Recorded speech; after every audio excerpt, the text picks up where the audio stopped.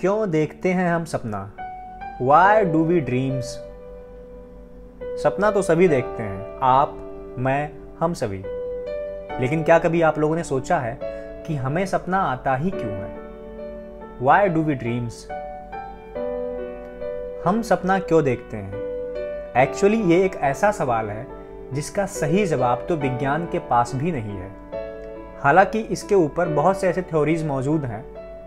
सपनों के बारे में जानने से पहले थोड़ा REM स्टेज के बारे में जान लेते हैं। जब हम सोते हैं तो हमारे अंदर सिर्फ 2 ही स्टेज हो सकते हैं। पहला REM मतलब रैपिड आई मूवमेंट और दूसरा non REM means non rapid eye movement. इन दोनों में से REM स्टेज बहुत ही खास है, क्योंकि lucid dreaming, sleep walking, sleep paralysis ये सभी अनुभूत इन्हीं REM स्टेज में ही होता है। सालों पहले शिकागो विश्वविद्यालय के शोधकर्ताओं ने इंसानों के दिमाग में सोने के दौरान एक प्रकार की इलेक्ट्रिकल एक्टिविटी देखी और जब ऐसी अवस्था में उन्हें जगाया तो उनमें से ज़्यादातर लोगों का एक ही जवाब था कि वो सपना देख रहे थे।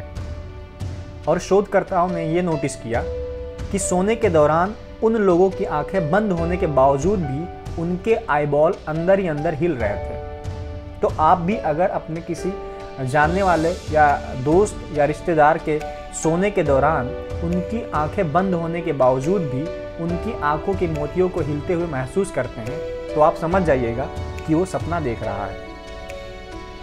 अक्सर हमें ये सुनने को मिलता है और हम कहते भी हैं कि जब हम सोते हैं तो हमारा दिमाग विश्राम करता है, लेकिन ये सच नहीं है। जब हम सोते हैं तो हमारा दिमाग और भी सक्रिय हो जाता है।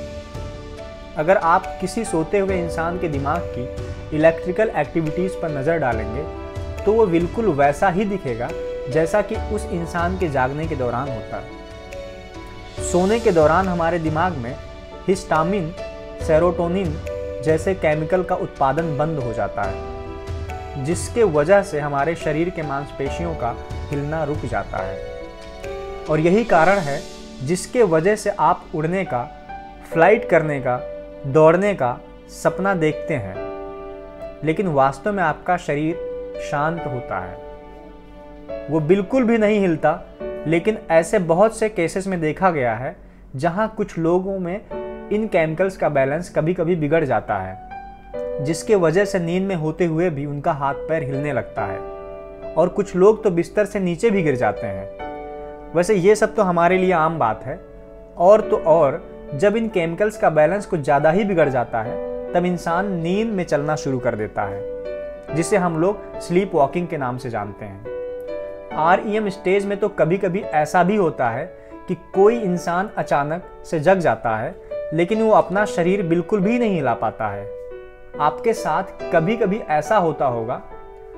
उस समय आपको पता होता है कि आप जगे हुए हैं, लेकिन आपका दिमाग सोचता है कि आप REM स्टेज में सो रहे हैं। इस अवस्था को विज्ञान की भाषा में स्लीप पैरालिसिस कहते हैं। इस अवस्था के दौरान ज़्यादातर लोग घबरा जाते हैं, लेकिन ये बस कुछ सेकंड के लिए होता है। उसके बाद सब कुछ फिर से नॉर्मल हो जाता है।